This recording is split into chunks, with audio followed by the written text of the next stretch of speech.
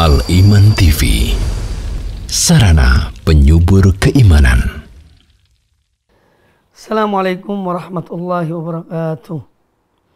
Innal hamdalillah nahmaduhu wa nasta'inuhu wa nastaghfiruh wa na'udzu billahi min shururi anfusina wa min sayyiati a'malina. May yahdihillahu fala mudilla lahu wa may yudlil fala hadiya lahu. Wa asyhadu an la ilaha illallah wahdahu la syarika lahu wa asyhadu anna Muhammadan abduhu wa rasuluh. Ya ayyuhalladzina amanu taqullaha haqqa tuqatih wa la tamutunna illa wa antum muslimun. Ya ayyuhan nasu taqu rabbakumul ladzi khalaqakum min nafsin wahidah wa khalaqa minha zawjaha wa batha minhuma rijalan katsiran wa nisaa'a wattaqullaha alladzi tasaaluna bihi wal arham innallaha kana 'alaikum raqiba. Ya ayyuhalladzina amanu taqullaha wa qulu qawlan sadida yuslih lakum a'malakum wa yaghfir lakum dhunubakum wa man yuti'illaha wa rasulahu faqad faza fawzan 'azima. Amma ba'd. Kaum muslimin dan kaum muslimat, para pemirsa dan para pendengar TV dan televisi dan radio Roja dimanapun Anda berada, demikian pula para pendengar dan pemirsa TV Roja, TV Al-Iman dan radio Al-Iman, semoga senantiasa dirahmati Allah Subhanahu wa taala. Alhamdulillah, pada kesempatan yang baik ini kita kembali bertemu dalam keadaan sehat walafiat untuk melanjutkan kajian dan pembahasan hadis-hadis Nabi sallallahu alaihi wasallam dari kitab Riyadhus Shalihin min kalami Sayyidil Mursalin sallallahu alaihi wasallam. Pembahasan kita masih tentang adab-adab dalam makan dan minum, dan telah kita bahas pada kesempatan yang lalu mengenai hukum minum sambil berdiri, yang mana sudah dijelaskan oleh para ulama bahwa pada dasarnya ya, bahwa minum sambil duduk itu adalah itu yang menjadi ajaran Nabi sallallahu alaihi wasallam, tuntunan beliau dan perintah beliau alaihi salatu wassalam.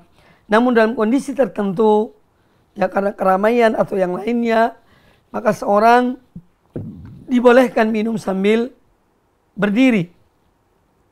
Dan ini sudah kita bahas masalah ini. Kita lanjutkan dengan hadis Nabi sallallahu alaihi wasallam yang dibawakan oleh Al-Imam Abu Zakaria Yahya bin Sharaf An-Nawawi rahimahullah ta'ala rahmatan wasi'ah. Kata beliau, wa an Hudzaifah radhiyallahu anhu qala, dari Hudzaifah, yaitu Hudzaifah ibn al-Yaman radhiyallahu anhu, beliau berkata, inna nabiyya sallallahu alaihi wasallam, sesungguhnya Nabi sallallahu alaihi wasallam nahana 'anil hariri wad dibaj wasyurbi fi aniyati adh-dhahabi wal fiddah wa qala hiya lahum fid dunya wa hiya lakum fil akhirati. Hadis muttafaqun alaih, dikeluarkan oleh Imam Bukhari dan Imam Muslim di dalam Sahih Bukhari dan Sahih Muslim. Kata Hudzaifah ibn al-Yaman radhiyallahu anhu bahwasanya Nabi sallallahu alaihi wasallam nahana, melarang kami, anil hariri wad dibaj, dari memakai atau mengenakan pakaian yang terbuat dari al-harir, yaitu terbuat dari sutra. Wad-dibaj juga bagian dari jenis-jenis sutra, ya, wad-dibaj. Demikian pula Nabi sallallahu alaihi wasallam melarang kami wasyurbi fi aniyati adh-dhahabi wal fiddah, melarang kami untuk minum pada bejana yang terbuat dari emas dan dari perak. Waqal, dan beliau sallallahu alaihi wasallam bersabda, hiya lahum fid dunya, semua itu untuk mereka di dunia ini, yaitu untuk orang-orang kafir. Mereka memakai sutra, ya, pakaian terbuat dari sutra. Mereka makan dan minum dengan piring atau dan bejana yang terbuat dari emas dan perak. Hiya lahum fid dunya, itu semua untuk mereka di dunia. Wa hiya lakum fil akhirati, sedangkan dia, yaitu sutra, emas dan perak, itu untuk kamu sekalian di akhirat kelak. Ya, di akhirat kelak. Nah, ini satu tuntunan yang terkadang memang masih ada sebagian kaum muslimin, bahkan mungkin banyak di antara kaum muslimin yang tidak memahami masalah ini. Artinya tentang hukum memakai sutra. Tentu sutra yang dimaksud di sini adalah yang asli, ya, pakaian atau sarung, ya, yang terbuat dari sutra. Dan sutra yang dimaksud bukan sutra yang palsu, ya, tetapi sutra yang terbuat dari ulat sutra itu. Itu yang dimaksud. Adapun sutra yang palsu, para ulama mengatakan tidak mengapa seorang memakainya. Tapi yang dilarang adalah sutra yang terbuat dari, yaitu ulat, yang bahannya dari ulat sutra itu. Nah ini yang harus kita pahami. Kemudian yang juga ditekankan pada kesempatan yang baik ini dan yang harus kita pahami adalah bahwa memakai pakaian yang terbuat dari sutra itu dibolehkan untuk wanita dari umat ini, tapi dilarang terhadap kaum laki-laki dari umat ini. Sebagaimana mengenakan perhiasan dari emas hukumnya haram bagi laki-laki dari umat ini, tetapi dibolehkan bagi wanita dari umat ini selama dia tidak bertabarruj, tidak menggunakan perhiasan-perhiasan itu untuk, ya, dalam suasana yang terbuka supaya dilihat orang dan seorang terfitnah dengan perhiasan-perhiasan tersebut yang dikenakannya, ya. Tapi dia boleh memakainya di hadapan suaminya atau mahramnya, yaitu ayahnya, saudara laki-lakinya, dan seterusnya. Adapun makan dan minum dari bejana yang terbuat dari emas dan perak, ini adalah untuk semua umat ini, baik laki-laki maupun wanita. Tidak dibolehkan, tidak dibenarkan, ya, makan dan minum dari bejana yang terbuat dari emas dan perak. Termasuk misalnya sendok, ya, menggunakan sendok terbuat dari emas dan perak untuk makan. Ya, ini semua tidak dibolehkan oleh agama Allah Subhanahu wa taala. Nah, ada hal yang juga perlu diingatkan pada kesempatan yang baik ini berkaitan dengan memakai perhiasan dari emas yang dilarang dan diharamkan kepada laki-laki dari umat ini. Termasuk yang dilarang adalah jam tangan yang terbuat dari emas, ya. Kemudian juga kancing, ya. Mungkin saja ada pakaian-pakaian, misalnya pakaian adat, ya, yang beragam di negeri kita ini, terbuat kancingnya terbuat dari emas, ya, atau alat untuk menahan dasi, ya, atau peniti, ya, peniti emas. Nah ini tidak dibenarkan. Jadi intinya bahwa menggunakan bahan yang terbuat dari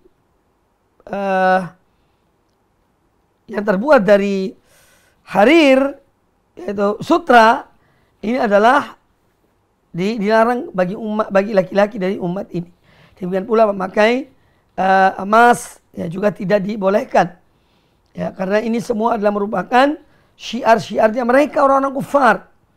Itu biarkan mereka pakai, mereka Allah berikan nikmat di dunia ini. Tetapi untuk kaum mukminin di akhirat kelak, ya, untuk di akhirat kelak Allah siapkan bagi mereka perhiasan-perhiasan yang, ya, terbuat dari emas dan perak, ya, bagi mereka umat ini untuk di akhirat kelak, di surga kelak. Ja'alanallahu minhum, semoga Allah jadikan kita termasuk hamba-hamba yang beriman yang dimasukkan dalam surga Allah Subhanahu wa taala dan rahmat dan karunia-Nya. Dan rahmat dan karunia Allah Subhanahu wa taala. Kemudian yang juga patut diambil pelajaran dari apa yang disampaikan oleh Hudzaifah bin Yaman dari Nabi sallallahu alaihi wasallam berkaitan dengan larangan ini, menunjukkan bahwa pakaian orang-orang beriman dan orang-orang kafir itu berbeda. Artinya pola hidupnya, pola berpakaian mereka tidak sama dengan orang mukmin, ya. Orang kafir senang bermegah-megahan. Ya. Mereka menikmati dunia ini. Karena itulah yang Allah berikan pada mereka. Yaitu hanya di dunia ini. Adapun orang-orang beriman tidak. Mereka mempunyai pakaian. Dan pakaian mereka sederhana. Mereka tidak hidup bermegah-megahan. Ya. Tapi hidup dengan sederhana. Karena itu bagian dari Islam. Bagian dari Islam, yaitu pola hidup sederhana itu bagian dari tuntunan Islam. Meskipun seorang kaya raya, dia memiliki segala-galanya. Tetapi pola hidup sederhana ini adalah ajaran ya Islam yang diajarkan kepada umat ini. Kemudian juga yang perlu dipahami bahwa kita atau orang-orang beriman tidak dilarang oleh Allah Azza wa Jalla untuk menikmati ya nikmat-nikmat yang Allah berikan di dunia ini. Tetapi semua ada batasannya. Semua ada aturannya. Ya. Ada syariatnya. Ya. Namun Allah tidak melarang seorang menikmati. Jadi nikmat-nikmat yang Allah berikan kepada orang-orang beriman, ya, selama itu mengikuti tuntunan, syariat, aturan yang ditetapkan oleh Allah dan Rasulnya, Nabi kita Muhammad sallallahu alaihi wasallam. Ya. Dan setiap nikmat akan ditanya oleh Allah Azza wa Jalla. Setiap nikmat akan ditanya oleh Allah Subhanahu wa Ta'ala. Ya, nikmat yang Allah berikan pada kita. Thumma latus'alunna yawma idzin 'anil na'im. Kemudian sesungguhnya kalian benar-benar akan ditanya tentang nikmat yaitu yang Allah berikan kepada kalian. Kemudian juga bahwa hadis ini menjelaskan kepada kita berita gembira bagi orang-orang beriman yang mereka senantiasa melaksanakan apa yang diperintahkan Allah dan menjauhi apa yang dilarang oleh Allah Subhanahu wa Ta'ala. Ya, bahwa mereka akan dibalas oleh Allah Ta'ala dengan surga Allah Azza wa Jalla. Bagi orang-orang beriman yang beramal saleh, yang taat pada Allah, kalau berbuat dosa kembali kepada Allah, bertobat pada Allah Subhanahu wa Ta'ala, maka berita gembira bagi mereka yaitu surga Allah Azza wa Jalla. Meskipun di dunia ya terkadang di antara mereka ada yang hidup susah, ada yang hidup miskin, tapi mereka sabar, mereka tabah, ya, maka Allah berikan kepada mereka balasan yang besar di sisinya di akhirat kelak, yaitu di hari kiamat di surga kelak. Maka dari itu terkadang maka dari itu sabda Nabi sallallahu alaihi wasallam bahwa ad-dunya sijnul mu'min wa jannatul kafir. Ya, dunia itu adalah penjara bagi orang beriman dan surga bagi orang kafir. Karena orang kafir dan penuh kebebasan mereka nikmati dunia ini. Karena hanya dunia yang mereka akan dapat, yang mereka dapat. Sedangkan akhirat mereka tidak dapat sesuatu kecuali azab Allah Subhanahu wa Ta'ala. Wal-iyadzu billah. Kita mohon perlindungan pada Allah dari kekufuran. Kita mohon ketetapan iman, tetap di atas iman dan Islam, di atas tauhid, dan di atas sunnah Nabi sallallahu alaihi wasallam. Ya. Dan demikian seorang akan selamat di dunia dan di akhirat. Kemudian hadis terakhir dalam bab ini, kata Imam An-Nawawi rahimahullah ta'ala, wa an Ummi Salamah radhiyallahu anha anna Rasulullah sallallahu alaihi wasallam qala, dan dari Ummu Salamah, semoga ridha Allah atas beliau, bahwasanya Rasulullah sallallahu alaihi wasallam bersabda, alladzi yashrabu fi aniyatil fiddati innama yujarjiru fi batnihi nar jahannama. Wa fi riwayatin li Muslimin, innal ladzi ya'kulu aw yashrabu fi aniyatil fiddati wad dhahabi innama yujarjiru fi batnihi nar jahannam. Wa fi riwayatin lahu, man shariba fi ina'in min dhahabin aw fiddatin fa innama yujarjiru fi batnihi naran min jahannama.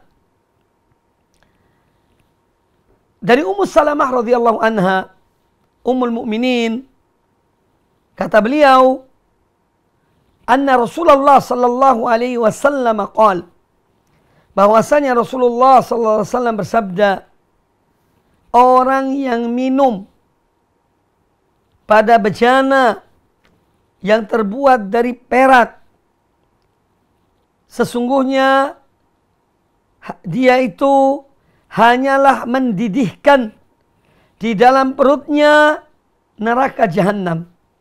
Muttafaqun alaih. Dikeluarkan oleh Imam Bukhari dan Imam Muslim dengan lafaz dan redaksi tersebut. Wa fi riwayatin li Muslimin, dalam redaksi yang diriwayatkan oleh Imam Muslim, Rasulullah sallallahu alaihi wasallam bersabda, innal ladzi ya'kulu aw yashrabu, sesungguhnya orang yang makan atau minum fi aniyatil fiddati wad dhahabi, dengan menggunakan bejana yang terbuat dari perak dan emas, innama yujarjilu fi batnihi naru jahannam, sesungguhnya dia sedang mendidihkan dalam perutnya, yaitu api neraka jahanam. Wa fi riwayatin lahu, dalam sebuah redaksi yang lain juga diriwayatkan oleh Imam Muslim, Nabi sallallahu alaihi wasallam bersabda, man syariba fi ina'in min dhahabin aw fiddatin, barang siapa yang minum pada bejana yang terbuat dari emas atau dari perak, fa innama yujarjiru fi batnihi naran min jahannam, maka seakan-akan dia sedang memasukkan dan mendidihkan, yaitu bagian dari api neraka di dalam perutnya. Nah, ini menunjukkan bahwa larangan atau bahwa minum dengan menggunakan bejana yang terbuat dari emas dan perak ini adalah dosa besar, karena diancam dengan api neraka. Jadi bukan sekedar dosa kecil, tidak, termasuk dosa besar. Ya, dan jelas apa yang diambil dari pelajaran dari hadis ini, peringatan bagi orang-orang beriman, ya, agar mereka betul-betul menjauhi menggunakan bejana yang terbuat dari emas dan perak sebagai bejana untuk makan, ya, atau untuk minum. Hindari, waspada, hati-hati, ya, karena ada ancaman tersebut, yaitu ibarat orang yang masukkan api neraka dalam dirinya dan dia menggerak-gerakkan api neraka itu dalam perutnya, waliyadzubillah. Ya, kita mohon perlindungan pada Allah Ta'ala dari azab api neraka. Ya. Kemudian juga hadis ini tentu menjelaskan kepada kita tentang larangan makan dan minum dan menggunakan bejana yang terbuat dari emas dan perak. Hukumnya adalah haram. Ya, hukumnya adalah haram. Ya. Dan orang yang melakukan hal tersebut terancam oleh azab neraka jahanam. Azab neraka jahanam itu ancamannya. Ya. Jadi ya, kita ini dalam melaksanakan atau memahami agama Allah Subhanahu wa taala hendaknya memahami secara menyeluruh.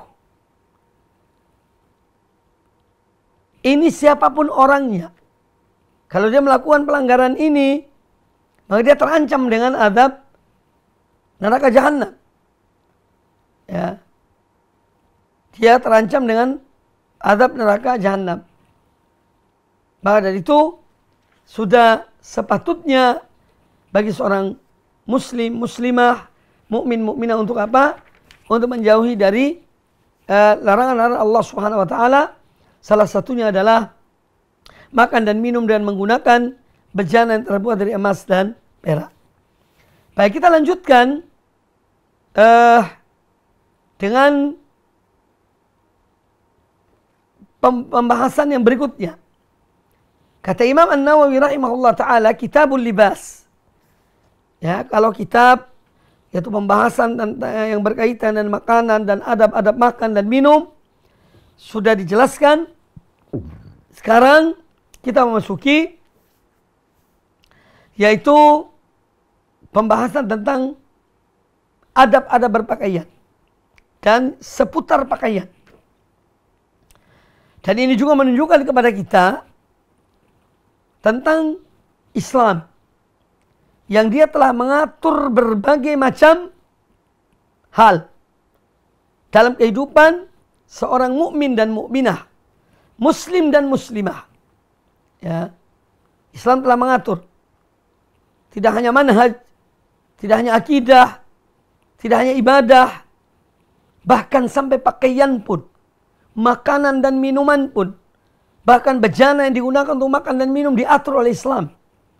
Ya, diarahkan oleh Islam kepada yang terbaik, kepada yang terbaik, yang paling banyak maslahatnya bagi pelakunya di dunia dan di akhirat. Itu Islam. Ya. Makanya dalam Al-Quranul Karim, ketika seorang di hari kiamat kelak dia melihat tentang amalnya atau kitab catatan amalnya, ya, saya bacakan ayat ini.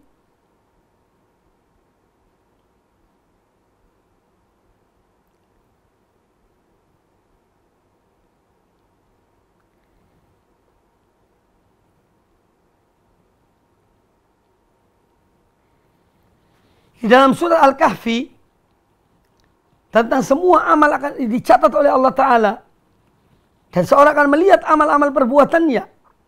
Sebagaimana Allah Ta'ala berfirman, wa wudi al-kitabu, dan kitab catatan amalan diletakkan. Ya, fatarul mujrimina musyfiqina mimma fih. Maka engkau akan melihat orang-orang mujrim, orang-orang kafir, orang-orang jahat, ya, mereka ketakutan, ya, ketika melihat catatan amalan itu. Ya, apa yang dicatat dalam catatan amalan tersebut. Wa yaqulun, dan mereka berkata, ya wailatana, ini celakalah kami. Ma li hadzal kitabi la yughadiru saghiratan wala kabiratan illa ahsaha. Mengapa kitab ini tidak meninggalkan sedikit pun kecil ataupun besar, melainkan semuanya dicatat. Ya. Wa wajadu ma amilu hadiran, dan mereka jumpai semua apa yang mereka lakukan itu ada di hadapan mereka. Wala yadhlimu rabbuka ahada, dan Rabbmu Tuhanmu tidak menzalimi seorang pun. Ini disebutkan dalam surat Al-Kahfi ayat ke-49, menunjukkan bahwa ya semua dicatat. Ya. Masalah yang besar, masalah yang kecil, semua akan tercatat. Oleh karena itu janganlah seorang meremehkan suatu hal dalam agama ini, menggampangkan. Tapi Islam adalah kafah. Islam adalah menyeluruh. Ya. Sehingga dengan demikian tuntunan ini, ya, akan memberikan kepada kita arahan untuk memahami Islam secara menyeluruh dan melaksanakan Islam secara menyeluruh, masuk ke dalam Islam secara menyeluruh. Ya, tidak memilah-milih, yang sesuai dengan hawa nafsu diambil, ya, dimanfaatkannya, dipakainya, dibawakan di mana-mana, ya. Tetapi yang kira-kira merugikan dirinya, bertentangan dengan hawa nafsunya, itu tidak diambil. Ya, ini berbahaya. Islam itu adalah menyeluruh. Maka seorang mukmin berupaya untuk selalu melaksanakan tuntunan Islam ini secara menyeluruh. Sejak bangun pagi sampai tidur lagi. Ya. Kemudian juga dalam hubungan dia dengan penguasa, hubungan dia dengan tetangga, hubungan dia dengan saudaranya, dan seterusnya. Dan berbagai macam hal yang telah diatur oleh Islam. Ya. Hendaknya seorang berupaya untuk memahaminya dan melaksanakannya semampu dia.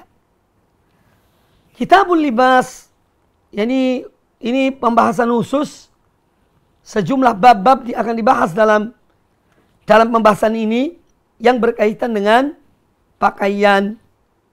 Kata Imam An-Nawawi rahimahullah ta'ala, bab istihbabi thawbil abyad, pada bab yang ke-117, kata beliau, bab dianjurkannya mengenakan pakaian berwarna putih.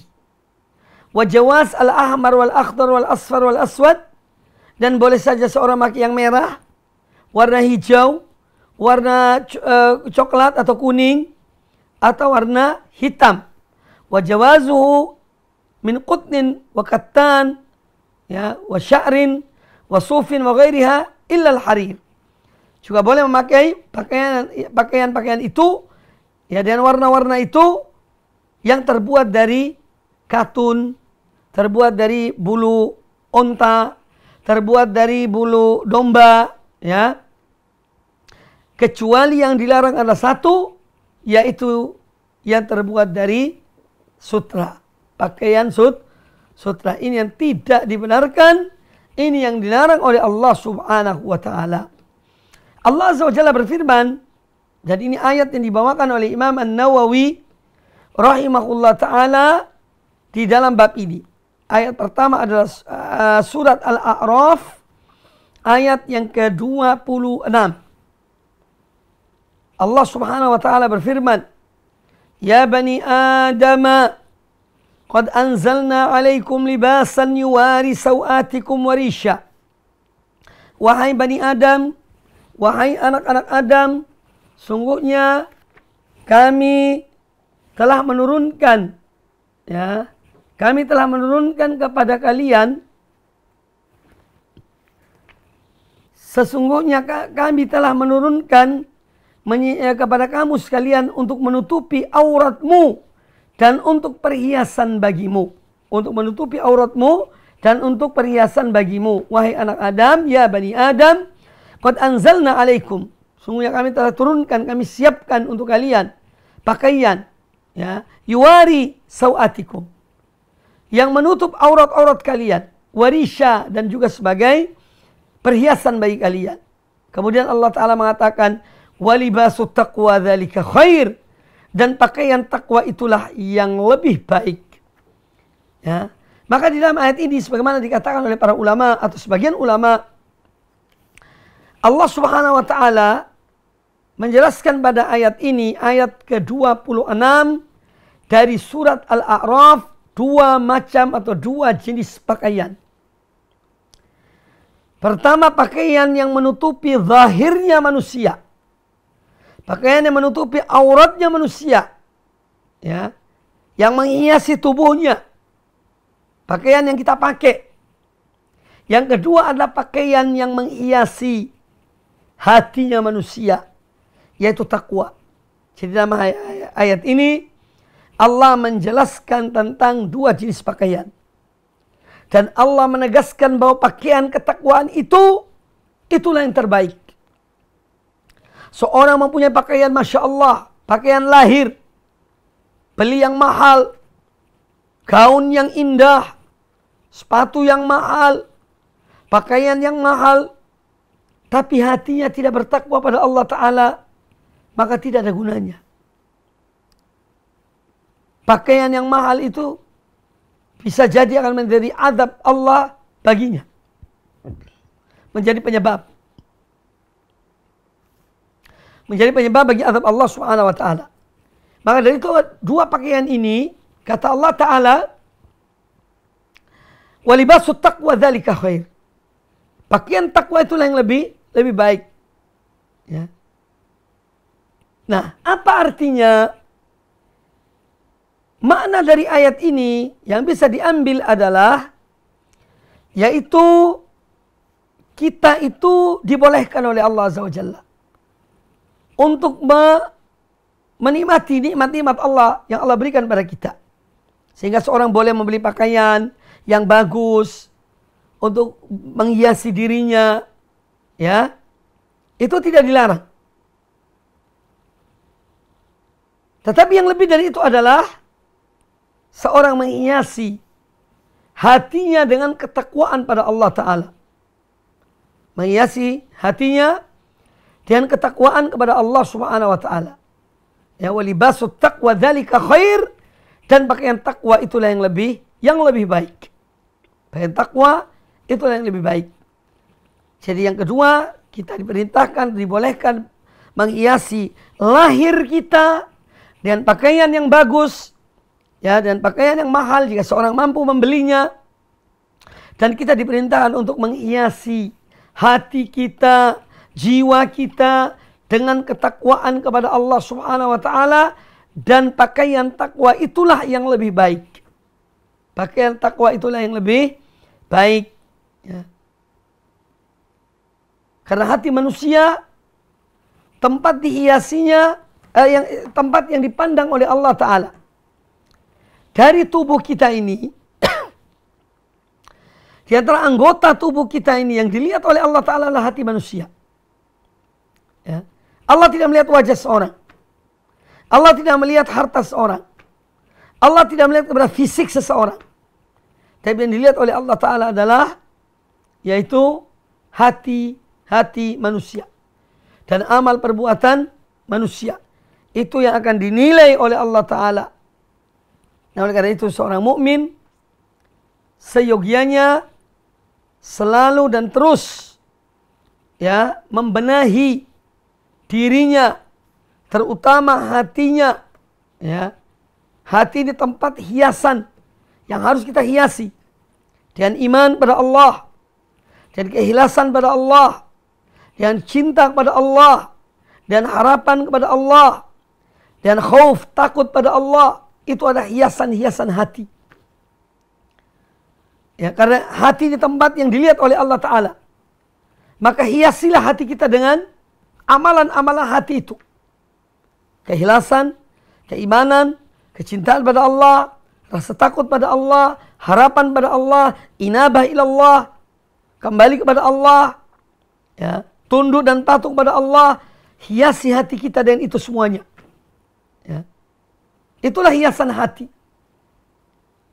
yang mana Allah melihat pada hati kita. Walaupun pakaian sederhana, pakaian yang luar, pakaian dari bahan yang murah, tidak mengapa. Tapi yang terpenting adalah bagaimana seorang menghiasi hatinya, ya. Hati ini benar-benar apa yang dikatakan oleh Abu Hurairah radhiyallahu an. Al-qalbu malik. Hati itu adalah sebagai raja, dan anggota badan ini adalah sebagai junud, sebagai bala tentaranya. Kalau hati ini baik dan perintahnya baik, maka semua apa yang diperintahkan oleh anggota badan, yang diperintahkan kepada anggota badan ini juga akan baik. Tetapi kalau hati itu rusak, na'udzubillah min dzalik, hati penuh dengan hasad dan dengki, hati penuh dengan kebencian, ya, na'udzubillah, ini juga akan melahirkan, ya, lisan yang jelek, lisan yang buruk, ya, perbuatan-perbuatan yang keji. Karena apa? Kotoran dalam hati ini, penyakit dalam hati ini. Waliyadzubillah. Ya. Nah, oleh karena itu seorang harus melawan hawa nafsunya. Karena hati yang rusak itu plus dorongan hawa nafsu, plus syaitan yang datang dari luar membisiki seorang, maka seorang akan berbuat sesuai dengan hawa nafsunya. Tapi seorang selalu menjaga hatinya, memelihara hatinya, menghiasi hatinya, menyembuhkan hatinya dari penyakit-penyakit hati. Ya, dan dia tetap karena bertakwa pada Allah Ta'ala, inilah orang yang akan selamat. Dia akan menjaga lisannya, dia akan menjaga anggota badannya dari perbuatan-perbuatan yang dilarang oleh Allah Subhanahu wa Ta'ala. Karena dia selalu menjaga hatinya, memelihara hatinya. Ya. Ini yang patut kita perhatikan, kita renungkan. Hati di satu makhluk yang luar biasa, ya. Dalam diri manusia, dia mempunyai peran yang besar. Benda yang kecil ini dalam jantung kita ini, kecil tapi punya pengaruh yang besar bagi keselamatan ataupun kebinasaan seseorang.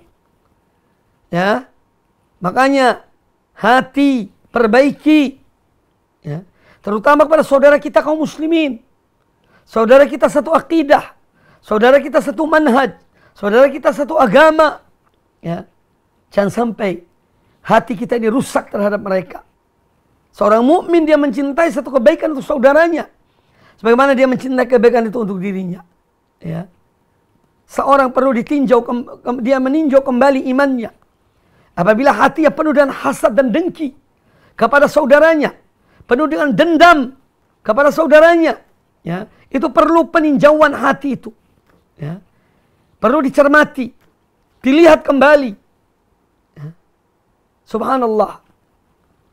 Nabi SAW, zat yang, yakni beliau ada orang yang mengajarkan kepada kita agar kita mohon pada Allah Ta'ala hati yang baik, agar Allah memperbaiki hati kita dan menetapkan hati kita. Ini yang diajarkan oleh Rasulullah SAW. Karena hati ini selalu taqallab, selalu berbolak-balik, pagi lain, sore lain. Ya. Dan hati ini kalau tidak terkendali, karena dikuasai oleh hawa nafsu, maka dia akan berbuat apa yang dikehendakinya, semampunya. Ya. Tetapi hati yang ada iman di dalamnya, yang ada rasa takut pada Allah di dalamnya, maka dia akan mengendalikan seseorang, akan mengendalikan yaitu anggota badan seorang, ya, dari berbuat apa yang dilarang oleh Allah. Kalaupun terjerumus dalam perbuatan maksiat, perbuatan dosa, atau perbuatan kejahatan kepada manusia, maka dia menyuruh untuk bertobat, meminta ampun pada Allah, memohon maaf kepada orang yang dia berbuat kesalahan, karena hatinya bersih. Masih ada yang mendorong untuk kebaikan dalam untuk memperbaiki dirinya. Maka dari itu, ini benda yang harus dijaga, dipelihara. Seorang, ya, apa manfaatnya mempunyai pakaian yang mahal, ya, potret tubuh yang masya Allah, wajah yang masya Allah, tetapi hatinya busuk, untuk apa? Ya, apa manfaatnya? Seorang masya Allah dalam semua hal, lahirnya, fisiknya, wajahnya, tapi hati rusak, tidak ada gunanya. Ya, waliyadzubillah. Tapi seorang dia sederhana, fisiknya sederhana, pakaiannya sederhana, wajahnya biasa-biasa saja, ya, tapi hatinya bersih, hatinya cinta kepada saudaranya, ya, hatinya selalu dia awasi dari penyakit-penyakit hati, dan virus-virus yang akan masuk dalam hatinya, dia selalu mengawasinya. Ya. Maka inilah orang yang selamat. Inilah orang yang mulia di sisi Allah Subhanahu wa Ta'ala. Ya. Maka Islam, betul apa yang diajarkan oleh Nabi SAW. Islam tidak melihat pada potret tubuh seseorang atau wajah seseorang, bagus atau tidak, ya, tinggi, pendek, pincang atau jalannya normal, atau yang lainnya, itu tidak dilihat oleh Allah Ta'ala. Yang dilihat oleh Allah Azza wa Jalla adalah, yaitu apa yang ada, itu benda yang ada dalam rongga dada kita, yaitu al-qalb, jantung ini, yang dilihat oleh Allah Subhanahu wa Ta'ala. Maka selama seorang selalu menjaga hatinya, memelihara hatinya dari penyakit hati dan hal-hal yang akan membinasakan dirinya, itu adalah pertanda keselamatan baginya. Dia menjaga tauhidnya, dia menjaga imannya, dia menjaga hatinya itu dengan amalan-amalan yang baik, ya, dan dia membentengi hatinya dari virus-virus yang akan masuk dalam hati itu, dari bisikan-bisikan syaitan, dari bisikan-bisikan hawa nafsu, semua dilawan. Ya, dia bentengi hatinya dan itu semuanya, dari itu semuanya, maka insya Allah dia akan selamat. Makanya orang yang masuk surga itu yang hatinya selamat, ya, selamat dari syirik, penuh dengan tauhid, selamat dari perbuatan-perbuatan yang tidak contohkan oleh Nabi SAW. Hatinya penuh dengan sunnah Nabi SAW, cinta kepada Allah, ya. Hatinya selamat dari kedengkian, dari hasad, ya, dari dendam kepada kaum muslimin, ya, maka ini selamat insya Allah. Hari yang mana tidak ada manfaatnya orang yang datang kepada Allah kecuali dengan membawa hati yang selamat. Yauma la yanfa'u malun wala banun illa man atallaha biqalbin salim.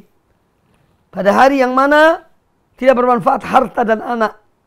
Harta dan anak tidak bermanfaat. Ya. Kecuali orang yang datang kepada Allah dengan hati yang selamat. Hati yang penuh dengan tauhid pada Allah Azza wa Jalla. Hati yang penuh dengan mengikuti sunnah Nabi sallallahu alaihi wasallam. Hati yang penuh dengan kecintaan kepada Allah, kecintaan kepada kaum muslimin, kecintaan kepada kaum mukminin, menginginkan kebaikan bagi saudaranya, ya.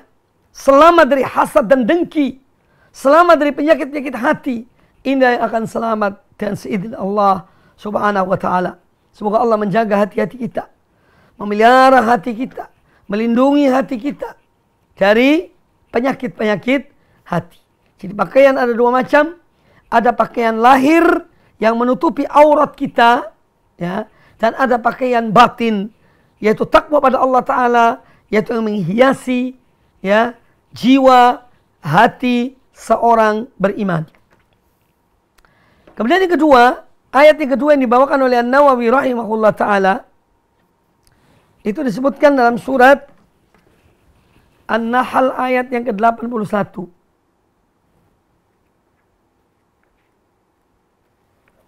Surat An-Nahl ayat yang ke-81. Allah Subhanahu wa taala berfirman,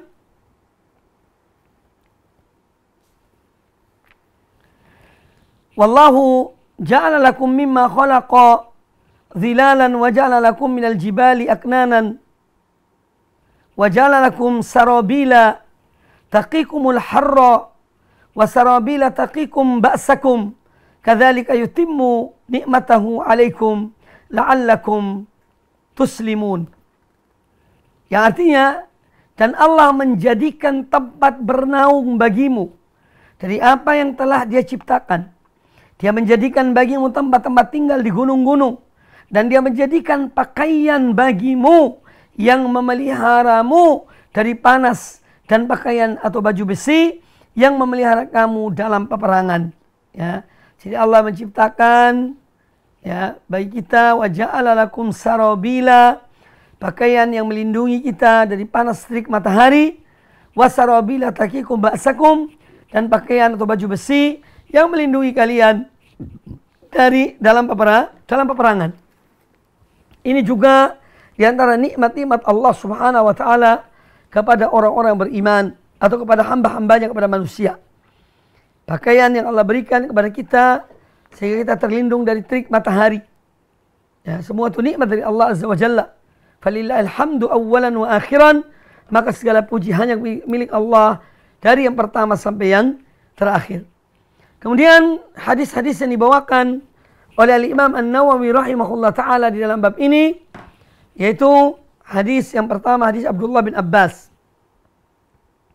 Qala Al-Imam An-Nawawi rahimahullah, wa an Ibn Abbasin radhiyallahu anhuma, dan dari Ibnu Abbas yaitu Abdullah bin Abbas radhiyallahu anhuma, anna Rasulullah sallallahu alaihi wasallam qala, bahwasanya Rasulullah SAW bersabda, ilbasu min thiyabikumul bayad, pakailah dari pakaian-pakaian kalian itu yang berwarna putih, fa innaha min khairi thiyabikum, karena sungguhnya pakaian putih itu adalah pakaian yang terbaik di antara pakaian-pakaian kalian. Wa kaffinu fiha mautakum, dan kafankanlah mayat-mayat kalian, yaitu orang-orang yang meninggal di antara kalian, dengan kafan yang berwarna putih. Hadis riwayat Imam Abi Daud dan Imam At-Tirmidzi. Nah, di sini Rasul alaihi salatu wassalam, ya, menganjurkan, karena pada hakikatnya memang tidak ada larangan memakai pakaian selain yang berwarna putih. Termasuk dalam hal mengkafani jenazah. Pada hakikatnya misalnya seorang dikafan dengan kain yang selain warna putih, itu hukum asalnya tidak mengapa. Tetapi dianjurkan oleh Nabi SAW. Ya, dianjurkan oleh Nabi SAW untuk kita itu menggunakan, ya, mengenakan pakaian berwarna putih. Ya. Karena kata beliau, ini sebaik-baik pakaian kalian. Demikian pula kain kafan bagi jenazah kaum muslimin juga dianjurkan dengan menggunakan kain putih. Makanya, ya, kita melihat pada umumnya kaum muslimin dimanapun mereka berada, ketika ada orang meninggal, maka orang-orang yang meninggal itu dikafani dengan kain kafan berwarna putih. Ya. Kecuali kalau memang tidak ada bahannya, ya, atau lain hal, sehingga mendapatkan kain yang lainnya yang berwarna lain, maka ini juga pada hakikatnya tidak mengapa. Jadi Rasulullah SAW dalam hadis ini memerintahkan kita untuk memakai pakaian putih. Karena apa? Putih ini menggambarkan sebuah kesucian, kebersihan, ya, diri seseorang. Ya. Nah, isyarat kepada umat ini bahwa mereka adalah umat yang bertauhid dengan pakaian yang putih itu sebagai gambaran.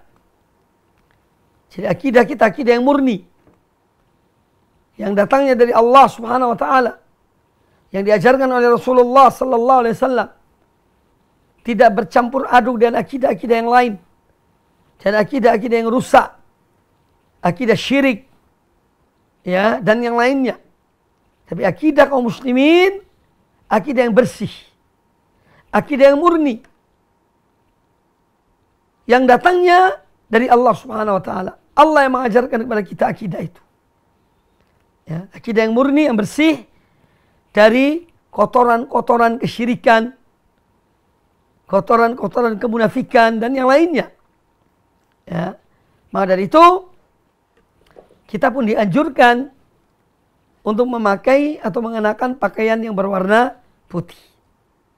Kemudian juga bahwa hadis ini menjelaskan kepada kita, yaitu untuk memperhatikan dan menghormati orang yang telah meninggal. Ya. Kafinu fiha mautakum. Beliau menyuruh kita mengafankan jenazah dengan menggunakan kain putih. Ya. Dan dianjurkan bagi orang yang meninggal untuk kain kafannya itu dibelanjakan dari hartanya. Meskipun mungkin ada orang yang memberikan kain kafan, itu tidak mengapa. Ya, tapi lebih utama dari harta orang itu sendiri. Itulah kain kafannya. Ini yang lebih utama. Ya, jadi hadis ini menjelaskan kepada kita tentang keutamaan pakaian berwarna putih, termasuk dalam hal ini kafan juga dengan menggunakan kain yang berwarna putih. Ya. Dan itulah harta yang dibawa oleh seorang. Ketika seorang mati, semua harta yang dimilikinya tidak dibawa ke akhirat, tidak dibawa mati. Yang dibawa hanya 3 lembar kain kafan. 3 lembar kain kafan berwarna putih. Ya, maka apabila kita diberikan harta oleh Allah Azza wa Jalla, manfaatkan harta itu untuk akhirat kita, untuk kebaikan kita. Ya, dengan membelanjakannya kepada hal-hal yang wajib dan mensedekahkannya kepada jalan-jalan yang penuh dengan kebaikan, yang bermanfaat bagi seseorang sesudah dia mati. Ya. Dan menginfakkan, membelanjakan, ya, mensedekahkan, termasuk sedekah jariyah, sebagaimana disabdakan oleh Nabi sallallahu alaihi wasallam, "Idza mata ibnu Adam, inqata'a amaluhu illa min 3." Apabila anak Adam meninggal, maka terputus amalnya kecuali 3 perkara. Sedekah jariyah, au ilmin yuntafa'u bihi, au waladin shalih yad'u lahu. Ya. Yang bermanfaat hanya 3. Sedekah jariyah, atau ilmu yang bermanfaat yang diajarkan kepada manusia. Atau yang ketiga adalah waladin sholihin yadulahu, anak yang soleh yang mendoakan bagi kedua orang tuanya. Itu yang akan berkesinambungan. Adapun yang lainnya tidak ada ya dia akan ditinggalkan di dunia ini. Sedangkan yang akan terus berkesinambungan, pahalanya terus mengalir, yaitu 3 perkara tadi. Walaupun masih ada hal-hal yang lain, ya sebagaimana dalam hadis-hadis yang lain. Ya. Ini tentang harta. Maka seorang mati hanya membawa 3 lembar kain kafan. Ada perkataan dari Yazid bin Ghaflah, salah seorang tabi'in, ulama besar tabi'in. Beliau mengatakan, apabila ada seorang yang meninggal, ya, para malaikat melewati jenazah ini, ya, ketika melihat jenazah ini, mereka saling tanya di antara mereka, para malaikat, apa yang diamalkan oleh orang yang telah mati ini? Sedangkan manusia, ketika mereka melihat jenazah, apa yang ditanyakan? Yang ditanyakan di antara mereka, apa peninggalan orang ini? Yang dari harta-hartanya. Ya, subhanallah. Jadi yang bermanfaat bagi seorang hamba, atau apa yang bermanfaat baginya sesudah dia wafat. Sesudah dia meninggal. Kemudian hadis ini menjelaskan pula kepada kita, ya, tentang Islam yang menghormati orang yang telah meninggal. Orang yang telah mati itu dihormati, ya, oleh Islam. Makanya mereka diperlakukan dengan sebaik-baiknya. Tidak boleh kasar. Ketika mandikan pun tidak boleh dengan cara yang kasar, harus dengan halus, dengan lembut. Ya. Ini menunjukkan Islam menghormati manusia. Jadi maksud adalah seorang mukmin hayyan wa mayyitan, baik ketika hidup maupun sesudah wafat. Islam memuliakan hamba Allah, seorang beriman, itu manusia yang mukmin, dihormati oleh Islam, hayyan wa mayyitan, baik ketika hidup maupun di saat dia wafat. Saat dia wafat. Hadis yang berikutnya, qala al-Imam An-Nawawi rahimahullah ta'ala, wa an Samurah radhiyallahu anhu qala, dari sahabat Samurah radhiyallahu an, beliau berkata, qala Rasulullah sallallahu alaihi wasallam, Rasulullah sallallahu alaihi wasallam bersabda, ilbasul bayada, pakailah kalian yang pakaian yang berwarna putih, fa innaha atharu atyab, karena sungguhnya pakaian berwarna putih itu lebih suci dan lebih baik. Wa kaffinu fiha mautakum, dan kafankanlah pada kain yang putih itu akan orang-orang yang telah meninggal di antara kalian. Dikafanilah dengan kain yang berwarna putih. Hadis riwayat Imam Nasa'i dan juga Imam Al-Hakim dalam kitabnya Al-Mustadrak. Nah, hadis ini tidak jauh berbeda dengan yang sebelumnya, yaitu perintah atau anjuran Nabi sallallahu alaihi wasallam. Anjuran Nabi SAW untuk apa? Untuk memakai pakaian yang berwarna putih. Ya, agar kita memakai pakaian yang berwarna putih, karena itu lebih baik dan lebih suci, dan mengkafani jenazah atau orang-orang meninggal di antara kita dengan kain kafan yang berwarna putih. Ini makna yang sama dengan hadis yang sebelumnya.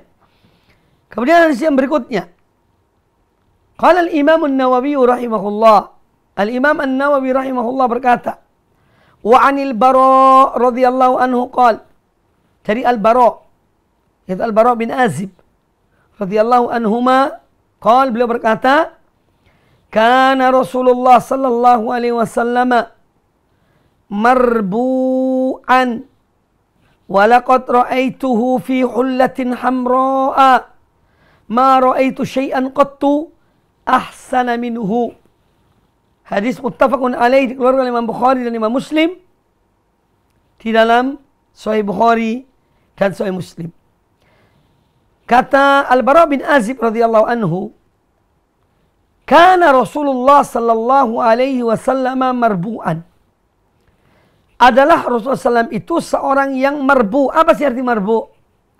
Marbu artinya, sebagaimana dikatakan para ulama, lam yakun tawilan wala qasiran.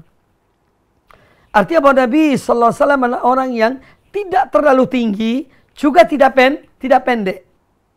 Ya, fisik beliau tidak tinggi sekali dan juga tidak pendek. Wa kana ila tul aqrab. Dia lebih cenderung tinggi, tapi bukan tinggi sekali. Ya. Bukan tinggi sekali. Intinya beliau tinggi dan bukan orang yang pendek. Jadi beliau Nabi SAW seperti itu. Wa laqad ra'aituhu fi hullatin hamra. Dan aku telah melihat beliau pernah memakai pakaian, ya,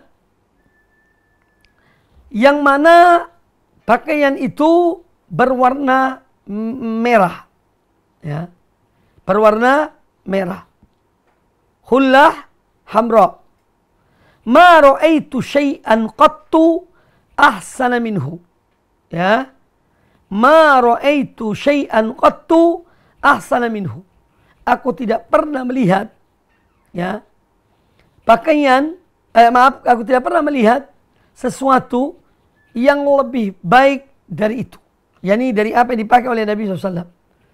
Beliau mengenakan pakaian, ya, berwarna merah, ya, dan sangat indah. Itu dipakai oleh Nabi SAW. Ya, Nabi SAW orang yang mulia, orang yang bertakwa pada Allah Ta'ala. Ya, beliau pernah memakai pakaian merah. Walaupun nanti akan ada pembahasan misalnya tentang mengenakan baju merah. Ya. Ada sebagian ulama yang mengatakan mengenakan baju yang merah murni, ya, seluruhnya merah, lain dengan merah yang ada campurannya. Kalau merah ada campurannya itu jelas dibolehkan. Tapi merah yang penuh seluruhnya merah, ini sebagian ulama mengatakan hukumnya boleh secara mutlak. Ada sebagian ulama mengatakan, ya, itu dilarang secara mutlak, ya, dilarang secara mutlak.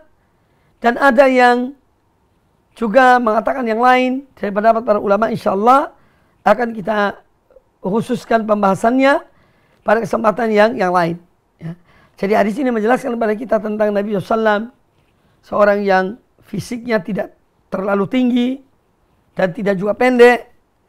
Ya, beliau orang yang senang, ya, berpakaian yang rapi, ya, alaihi salatu wassalam. Ya, dan beliau pernah memakai pakaian yang berwarna merah dan dilihat oleh para sahabat, disaksikan oleh mereka.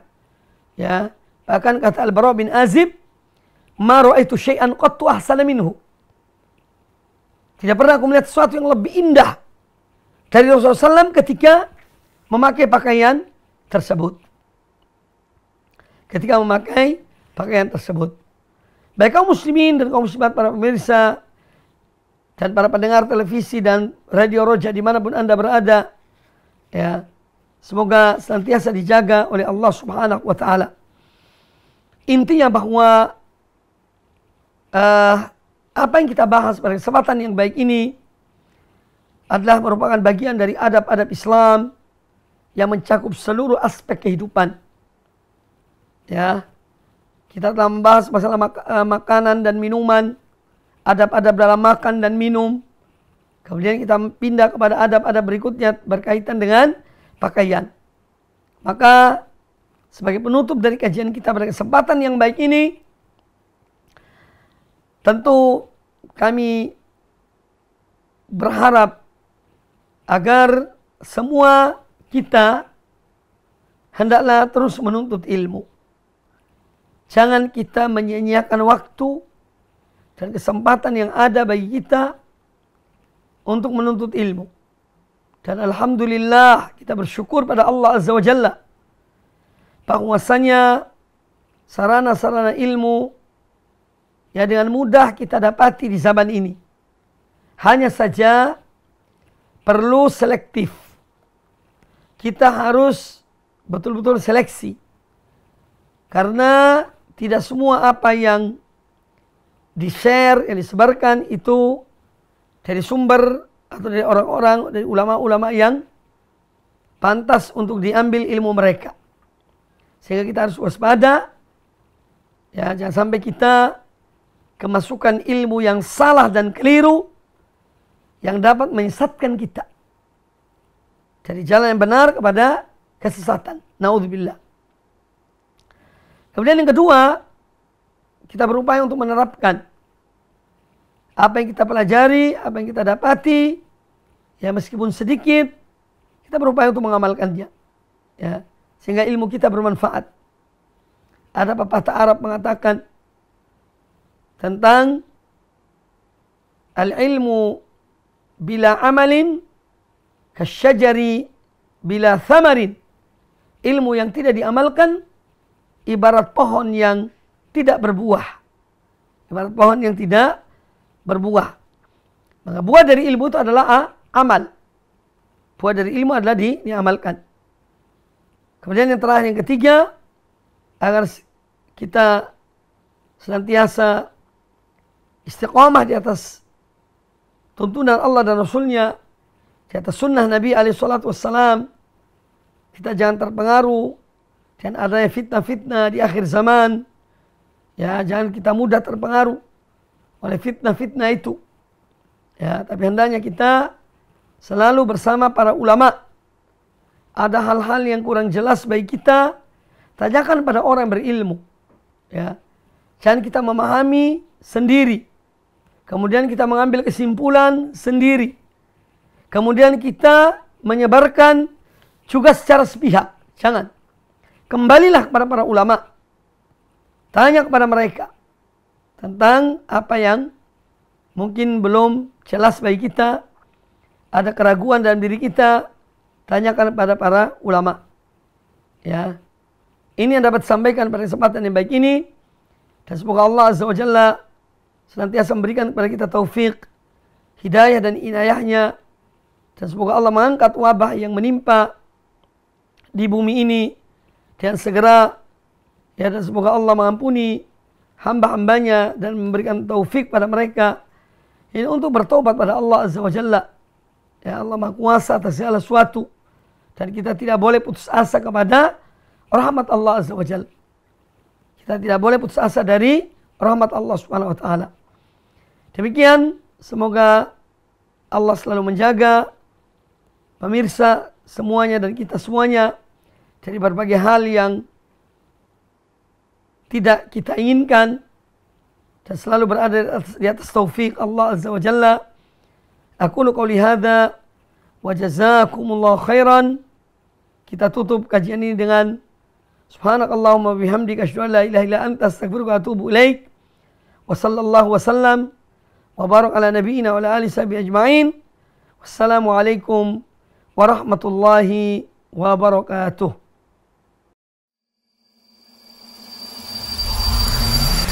Al-Iman TV, sarana penyubur keimanan.